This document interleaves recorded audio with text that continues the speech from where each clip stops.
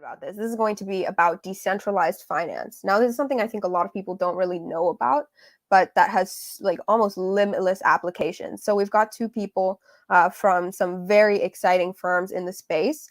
I'm going to welcome them, and they're going to introduce themselves a little bit so you guys can get to learn a little bit more about them. But we've got Gustav Arentoft, who's going to speak to us from MakerDAO, and then we've got Lex Sokolin, who's going to speak to us from ConsenSys. Hello and welcome. Hey. Hi, how are you? Good to be here.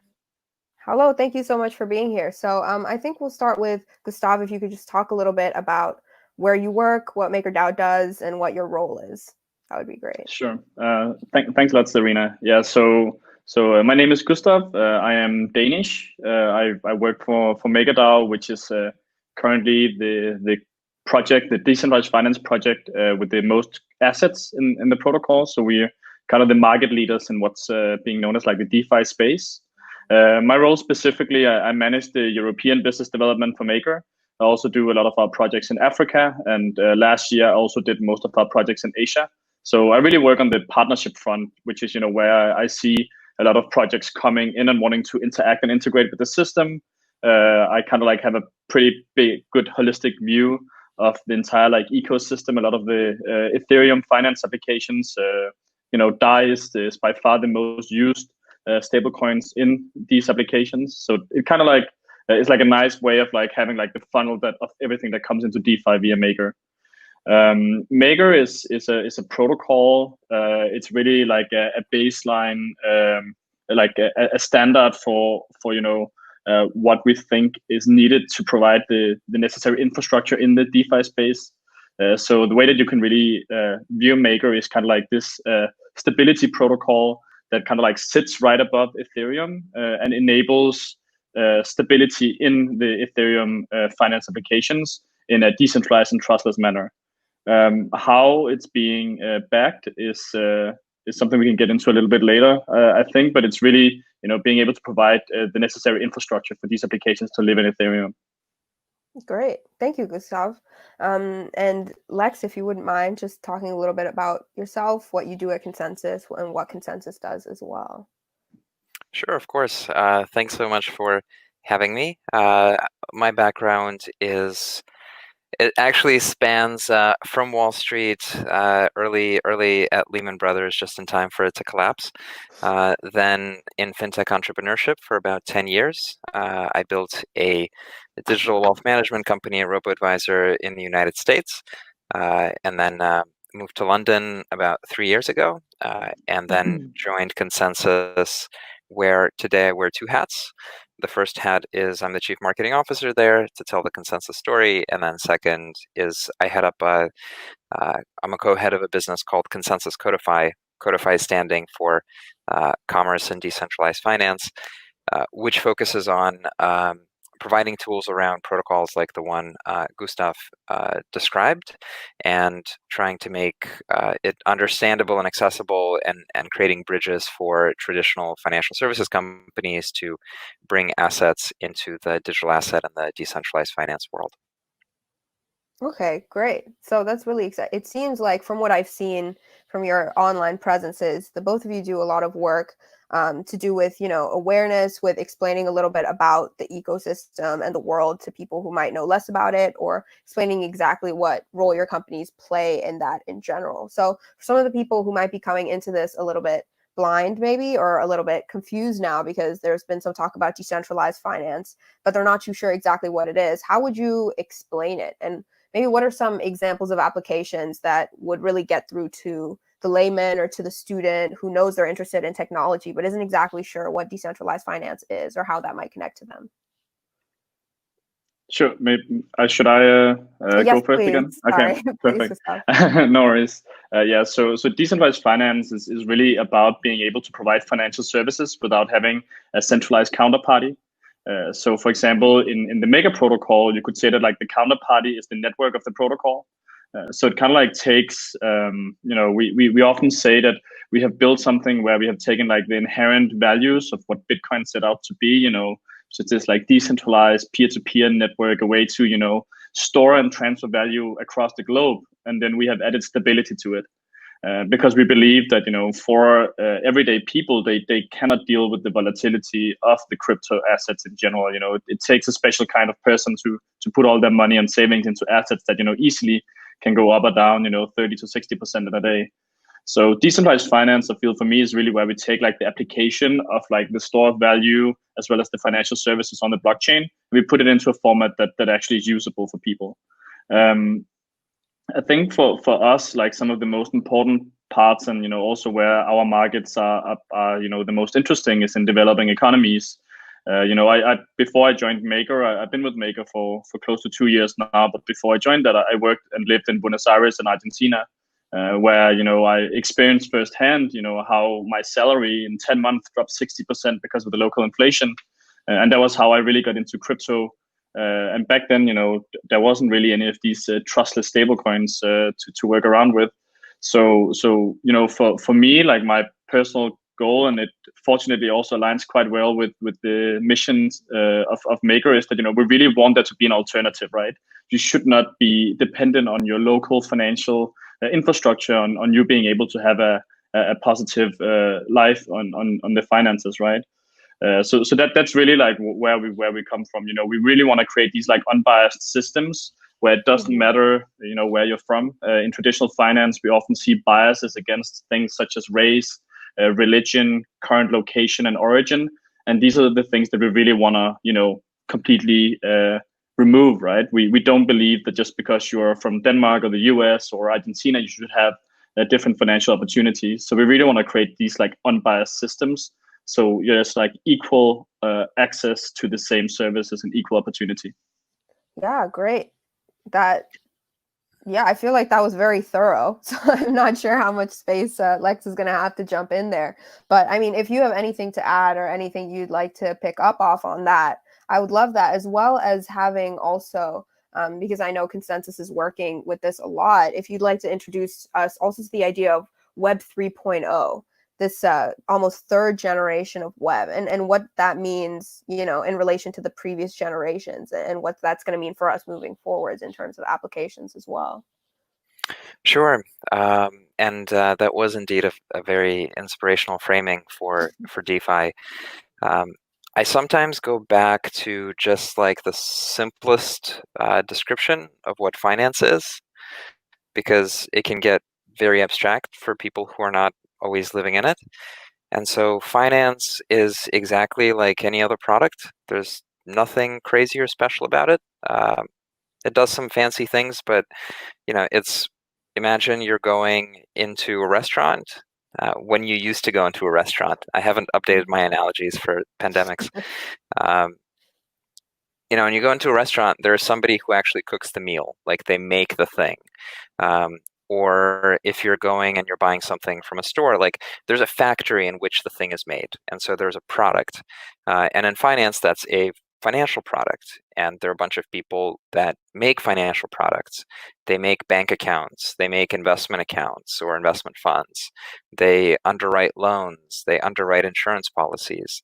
And so there's a whole series of firms or actors which manufacture financial product. There's also lots of firms and actors that are like the front of the restaurant. So you come into a restaurant, you go sit down at a table, someone gives you the menu, right? So that's distribution. Or you go into a store and you buy whatever's on the shelf, right? That store is the distribution. Or you go on your phone and you buy whatever it is on Amazon. And a lot of fintech has been about distribution and repackaging existing manufactured financial products into new versions of digital stores. DeFi is a rethinking of the manufacturing of financial product. So it makes bank accounts, it makes payments, it makes loans, it makes investments, it makes insurance policies using a different system. And the system happens to be it happens to have the characteristics that were described, right? So it's trustless, it's distributed, it's decentralized. But what it does is it delivers to you your financial services by essentially creating them in a vending machine of sorts. And the reason we can have all this financial software making financial products on Ethereum is because of the topic, which is Web3. So um,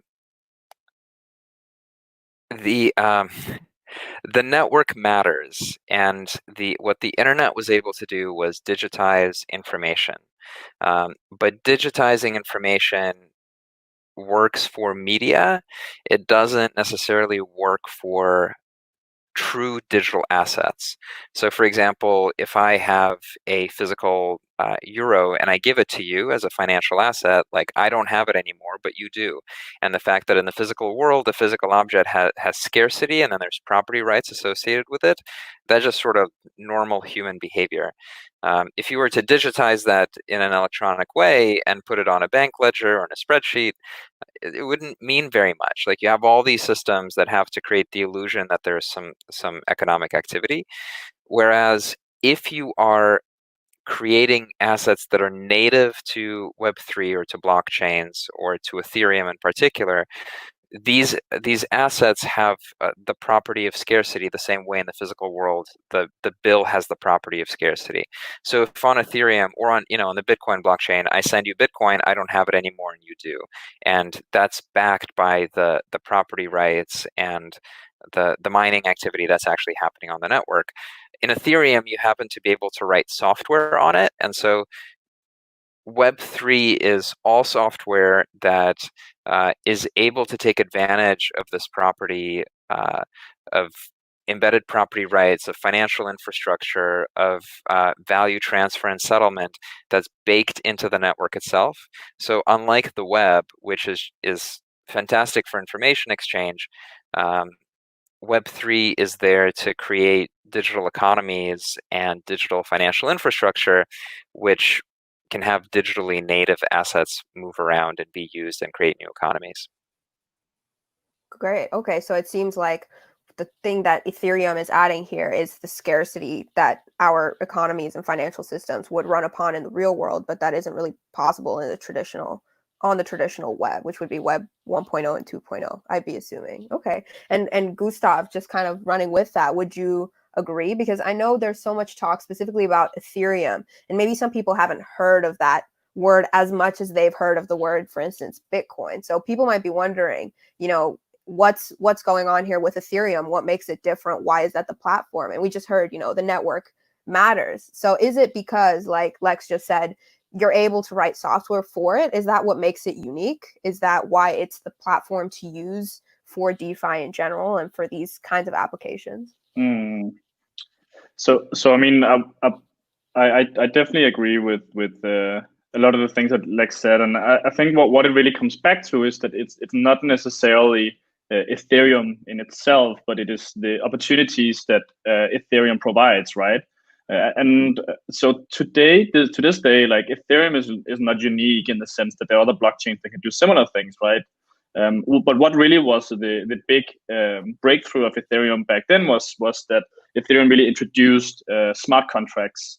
Smart contracts is a way. I saw that the first speaker, now I lost her name, but she also talked about smart contracts, which is basically a way for you to automatically settle based on conditions.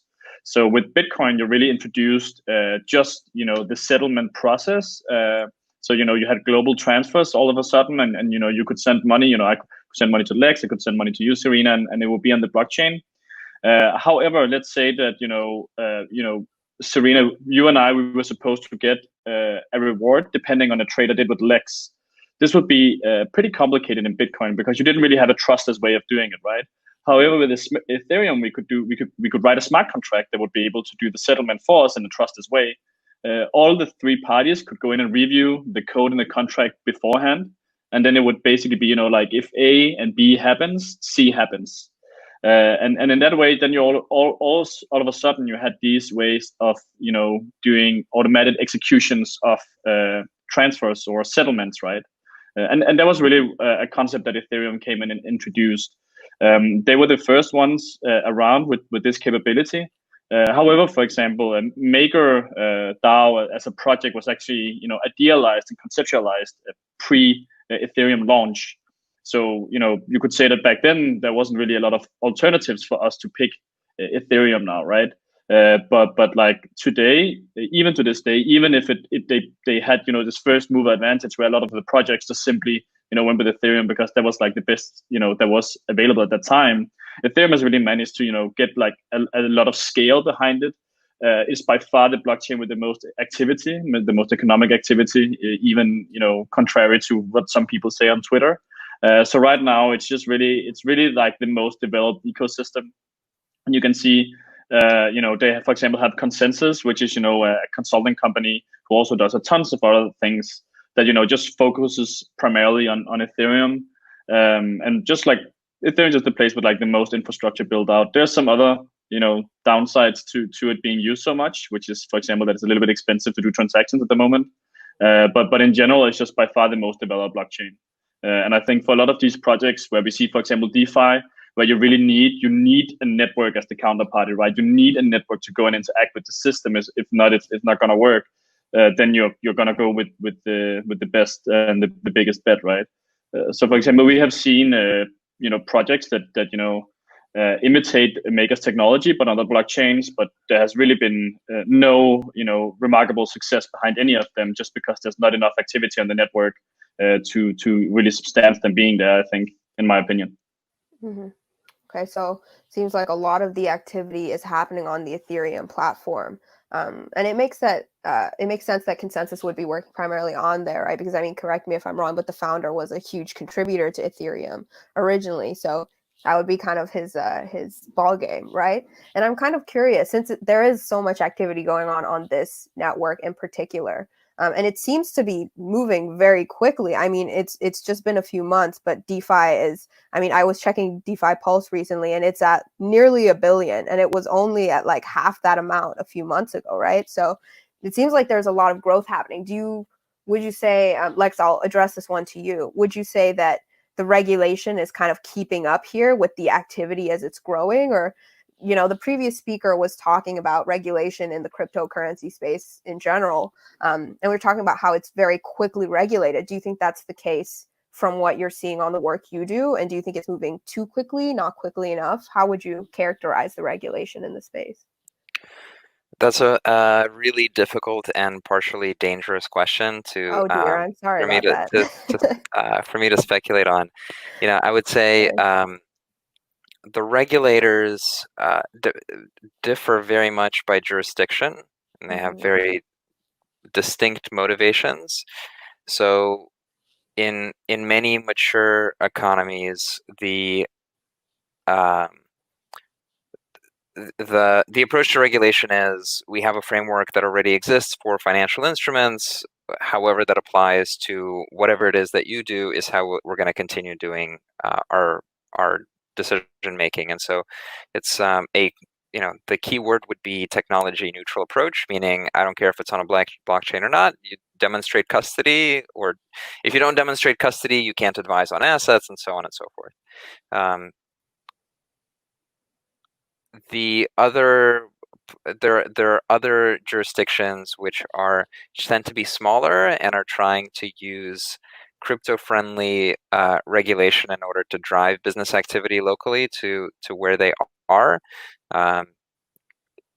That seems to kind of bounce around. So early on, Switzerland was seen as very friendly and now has matured its stance.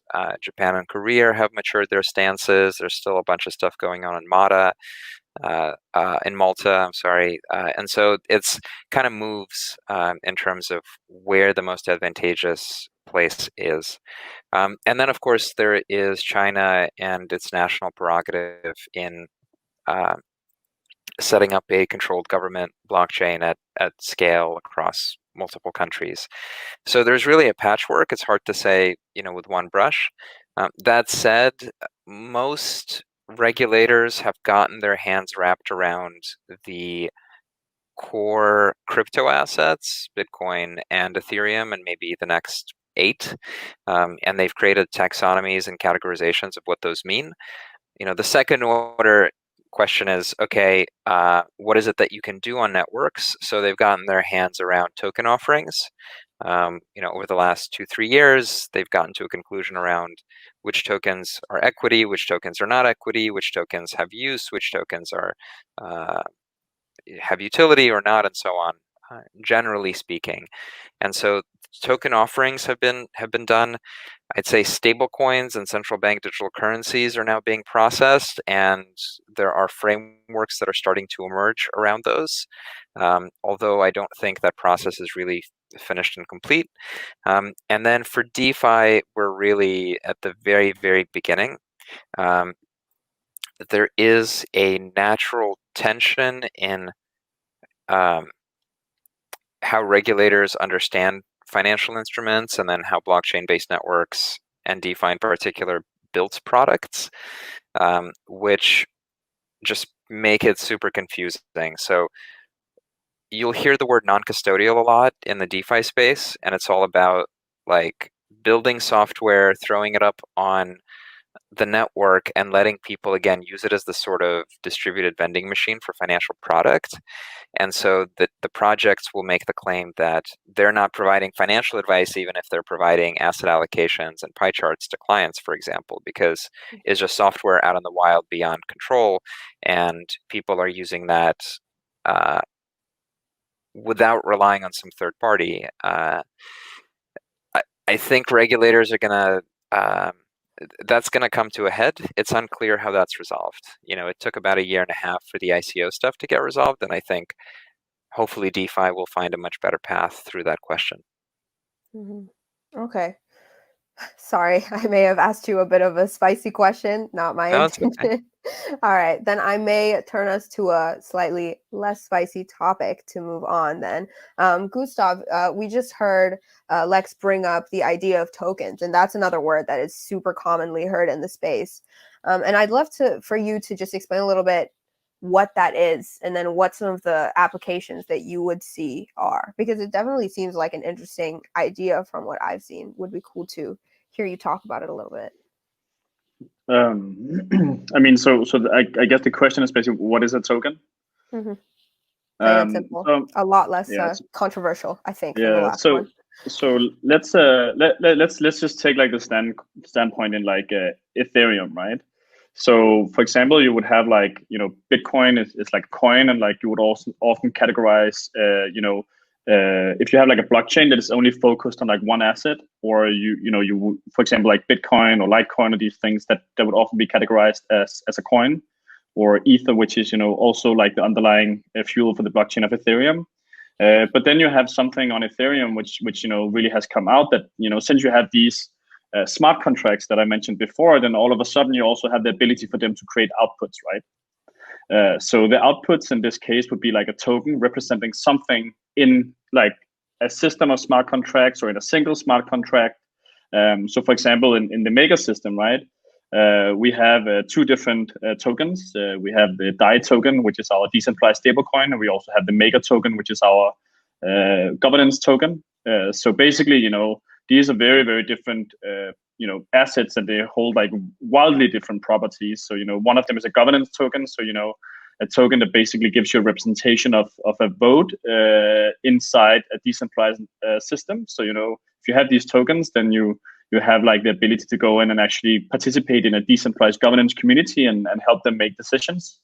And then you have the other one, which is, our DAI token, which it is an ERC20 token, but a lot of people would categorize it as a stable coin as well, as that is, something that is more used in that sense.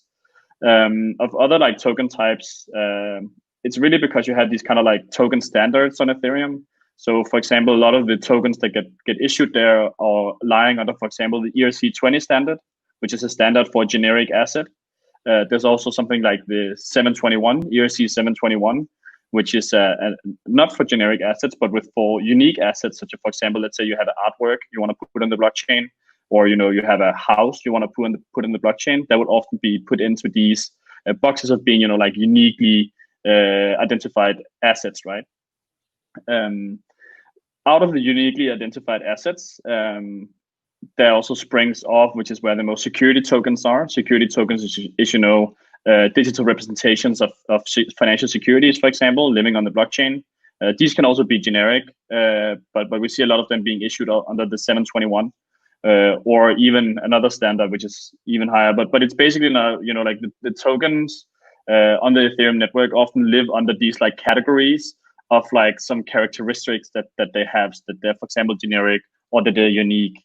And the cool thing about Ethereum is that since everything is connected in this way, right, that means that, these assets can move around the network, without limitations. Some of the security tokens have some restrictions in them. Of course, you need to be an accredited investor. There can be some kind of like, whitelist or something that they will be running. But most of them are like freely transferable. And that also means that, for example, the DAI tokens that we have coming out of the Maker system, they also fit into, for example, the MetaMask wallet that ConsenSys built and can be used in a variety of different applications. And since all of this lives, as software directly on the protocol, everything is public. That also means that, we don't even need to interact with people for them to, for example, integrate DAI, our stablecoin, into their own products. So, as much as, I, for example, go out and pitch and guide and help and provide, clarity on how to work and integrate and use DAI in the applications, we also see a lot of applications where people just, integrate DAI by themselves, without even talking with us.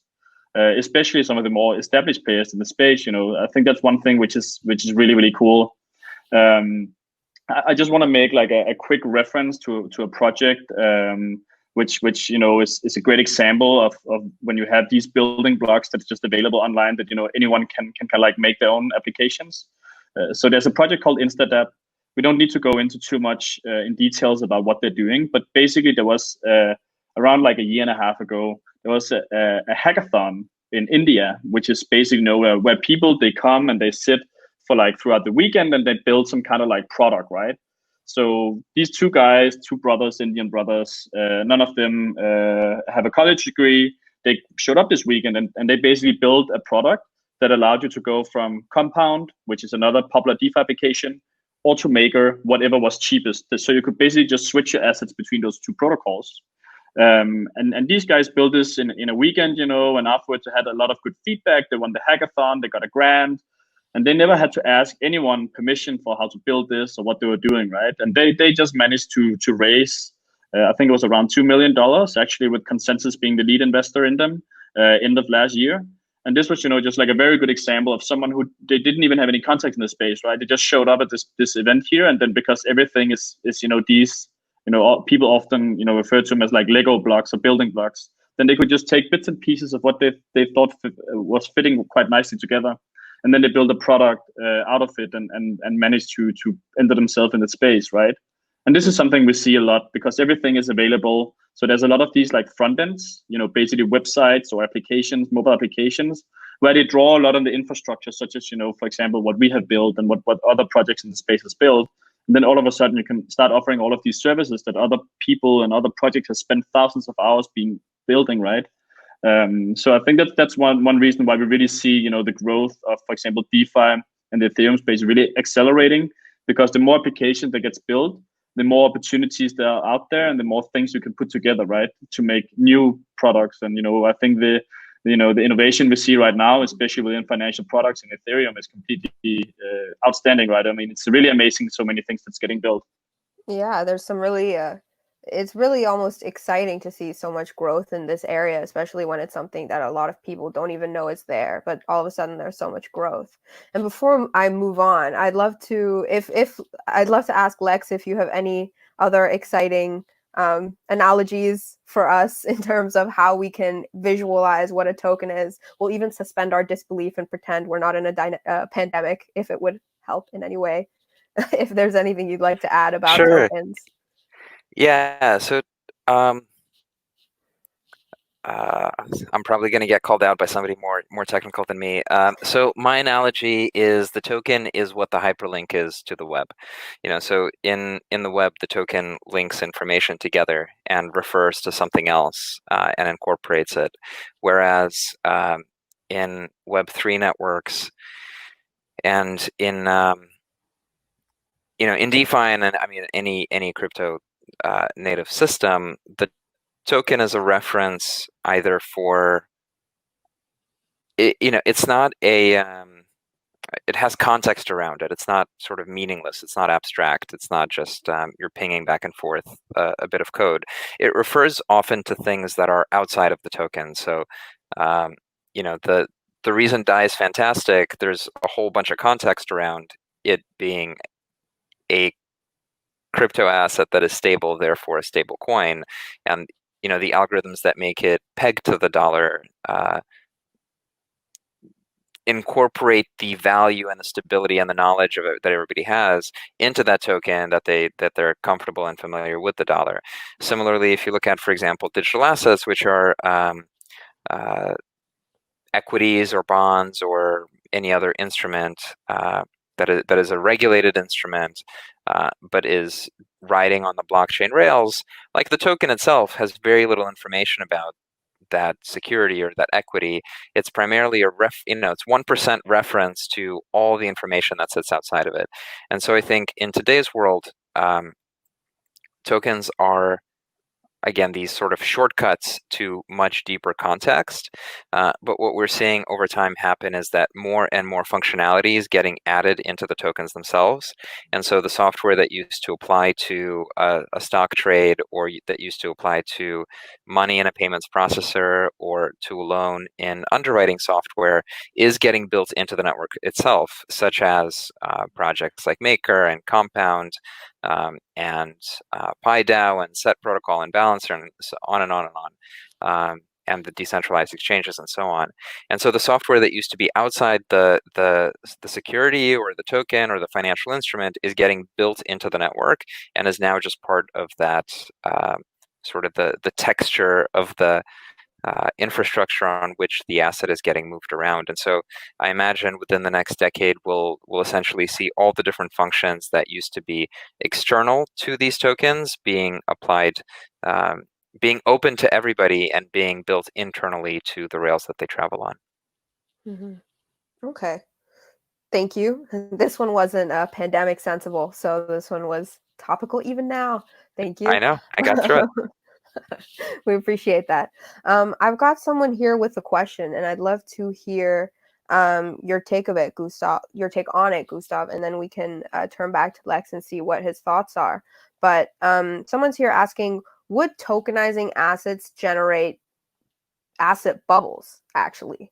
So like the price of a painting going too high. I know that's a commonly used example, is, for instance, a piece of artwork being tokenized and then owned by various people. Is that something to worry about? I mean, like I'm a big believer. I don't know. I think my cam froze, by the way. I don't know if it's just on my screen. It may have done, but we'll hear you. Yeah. Okay, perfect. I just need to make sure that you can hear me. I mean, I think that depends on what, I mean, what you necessarily think is why would that would be a negative thing, right? I mean, I'm a big believer in the free and open markets, and if some people want to tokenize a painting and they want to sell it, and all of a sudden these tokens get like outbid and crazy bid up, at an auction, or I mean, I think that's up to the people who are sitting on the other end and buying it. So I wouldn't necessarily say, I don't think, I wouldn't believe that I wouldn't see that as a bad thing. Like whenever you have something that is pricey, that's because there's someone on the other side buying it, and like as long as you don't like alert people into things where you trick them, or you in other ways apply like fraudulent behavior to for it to take them to make that decision that they want to buy it expensively. I think that the markets will settle out these things, and I at some extent I could imagine, and I do agree that let's say that you would have like the first time you would get like, let's say, very expensive art, let's say pieces from like very renowned artists onto the blockchain, and you would start tokenizing them. You could maybe imagine that like the first two pieces or something would get some crazy pricing, because there would be like potentially a big appetite in the market. But over time, I think these things completely settle down until themselves, and we've seen time and time again that the free market forces will settle things over time. So I could see that maybe it could happen, but I'm not sure it would be a bad thing. Mm-hmm. Okay. Well, thank you for answering the question. I'm sure the viewer will have enjoyed that question being answered. I'm getting a thank you from them, so thank you for that. And I'd love to ask Lex now. Actually, I've got a question. Since you had some background outside of the DeFi space, I'm wondering, how do you see the dynamic between DeFi institutions, if you can really even call them institutions, right? But how would you see the dynamic between DeFi, I guess, as a space, and then, the incumbents or traditional financial institutions? Do you think that there's a tension there, or do you think that there's possibility for partnership? How do you how would you, I guess, characterize that particular dynamic moving forwards? Sure. What's a helpful framing? If you look at where most financial institutions are today in their engagement with blockchain initiatives, it falls into two buckets. The first one is a question of whether clients of those financial institutions should be holding or trading crypto assets, right? So should I put Bitcoin or ETH or etc. into the portfolio of my client? That's a question that's primarily answered through like custody providers, exchanges, and so on. That has little to do with what DeFi is selling to financial institutions right now. And then the second initiative is around, can we use blockchain to make our operations more efficient? And if you think about gigantic grinding gears for the financial services world, where for NASDAQ in the stock markets, or for some gigantic fixed income trading engine, or for some wholesale money movement engine across the world, can use blockchain to reconcile or replace chunks of the infrastructure. Neither of those questions today, I'd say, are as exciting and as sort of innovative as DeFi is. I think they're useful, but they're steps towards adopting the first bits and pieces of what crypto does, and not yet fully grokking or understanding what's possible. And I think what's possible in DeFi and on Ethereum in particular, in writing the software that is really orthogonal to what financial incumbents do, I think is going to take some time. A nice path in would be to basically build bridges between traditional capital and the various asset classes that are being stood up on DeFi. And there's a project called Centrifuge, which lets you put in some real world stuff into a SPV and then bridge it into an intermediate thing and then bridge it into DeFi. And so there's movement in that direction, but I wouldn't say there's yet a concerted understanding or engagement with from the large financial incumbents on what DeFi does. For me, and I've been involved in financial services technology innovation for a while, and looking for something fundamental and truly different and truly disruptive. Like, I've just never seen anything as fundamental and interesting as DeFi happen to the industry. And so I don't know if we've necessarily landed on the model that's going to work for both Barclays and Maker. There's quite a gap there, and potentially that design is on purpose to be orthogonal and different. But I think if we want to end up in a place where billions of people use DeFi for their banking needs and for their payment needs, there's a lot of work in order to make those two combine. We're still in the very, very early stages.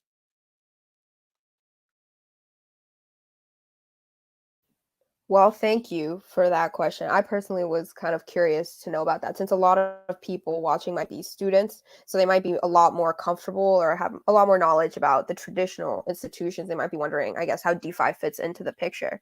But I guess, like you said, there's a lot more development to go. So, that's a picture that's still really evolving for everyone.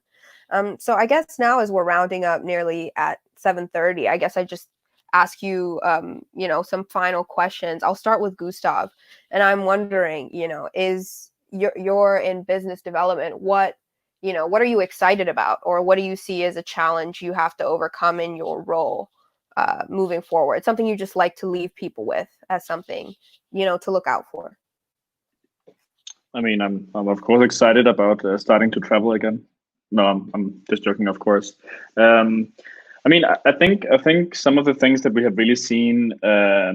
So from I joined Maker, it was in 2018, and back then, just like the the sheer amount of time and energy we had to put into just getting like pretty simple integrations with other crypto companies was a lot, So back then, it was way more difficult for us to really get some of these like bigger partnerships going, these like big integrations. And I have seen that, this is becoming like increasingly more easy for us, as well as us being able to have conversations with, big traditional companies, publicly listed traditional companies, actually being able to, have conversations about them being positive about us, for example, passing their compliance department. Things like that is something that, we really, that at least makes us very, very excited about what the potential is to come, right? I mean, I feel like we're at the point now where, we have proven ourselves in the DeFi community that this is something that, will stick around, something that, will grow a lot over the next upcoming years. There's a massive appetite for this. And we really go in and we can service a segment that, isn't wasn't really being serviced before, right? DeFi has really gone from something which was, mostly like big whales and early Ethereum adopters, who were sitting on a lot of Ethereum, who wanted to leverage up their positions or spend some of their money without selling off their Ethereum, to really being able to, service like a lot of like normal people as well. So, lately we've had like a very, very impressive uptake, for example, in Argentina. We are at the moment doing around 5 million DAI a week in peer-to-peer volume in there. We have around 30,000 active DAI users on a single platform. So, seeing kind of like these things here getting pushed forward is something that, really, really makes me excited for what's to come. Yeah. And then we also, we recently hit our live integration number 650. So, we still have so long to go, and as Lex also said, we're so early still, but we still almost have, we're coming up on 1,000 companies and projects that uses our technology already, and that's something, I'm sure that like over time this will, get pushed forward to like a stage that I think we will have a hard time imagining now. Yeah, and I'm super pleased with how you came back to Argentina on this. It really came full circle. So I'm happy that was kind of the arc that we're gonna, end that particular thing on. For example, I mean, even though of course I live in Denmark and I'm Danish, I would be fooling myself if I said that Denmark would be our prime and most optimal market, right? People here, are simply just, having too good of a life to really start using these services in like an everyday fashion. But there's a lot of places out there in the world where we can make a huge difference, and that's just what we're going to be working towards. Well, I am all for that. So thank you so much, Gustav, for kind of rounding it out in that kind of bigger picture way. So I guess my final question is just going to be for Lex, if you'd like to leave people with anything. And I suppose, as you're doing the marketing on this, if there's something that I think would be interesting to leave people with as well, is just, what is the hardest part for you when it comes to marketing? What are the challenges you're overcoming when it comes to selling people on DeFi and on this new innovative way of doing business and on finance this way?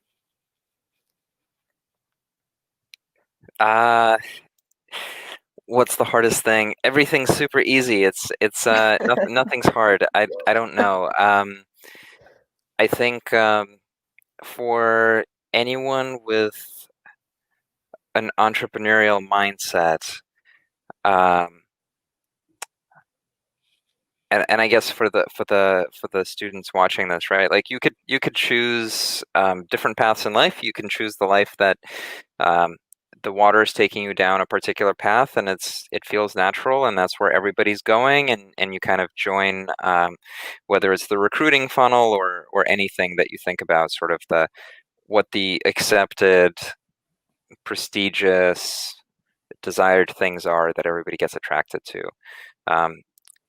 And that's maybe the natural path, the path of least resistance. And then you can choose a path that requires you to persuade people and argue with people and define your own thinking in more specific ways and really work on building a path kind of step by step by step, and putting the bricks on the ground yourself. And I think there's benefit to both. People can lead, you can choose the sort of life you want to lead, and all I would do is just encourage people early in their careers to to take the risk on engaging with something that is not yet mainstream, but has a lot of growth potential and promise, and to not wait for permission from employers, other established firms, sort of peer pressure functions, not wait for permission to either work in a space that you find interesting or engage with it. Because by the time that permission is given, the initial opportunity is really often over. And so, if you're able to work with or learn about or put your money into the various projects that are being built out on decentralized finance infrastructure, not only is it massively intellectually interesting, and you might lose some money, you might gain some money, but if you invest your career early on in this space, I think it will pay amazing dividends for the type of society we're going to live in the next 15, 20 years. Great. Thank you. So I think that rounded it off pretty beautifully. So I'm going to thank you both so much for having joined in on our virtual webinar, and hopefully, you were able to get some enjoyment out of talking to some of our members and some of the people who will see this later on our YouTube and on our Facebook, who maybe couldn't catch it live. And I'll just thank you very much. And hopefully we'll be able to talk to you guys soon with us at UCL FinTech at some point over the upcoming academic year. If there is still an upcoming academic year, we'll have to see. But thank you so much, Lex Sokolin and Gustav Arentoft, for being here. Thank you, Serena. My pleasure. Take care. Yeah. Thank you.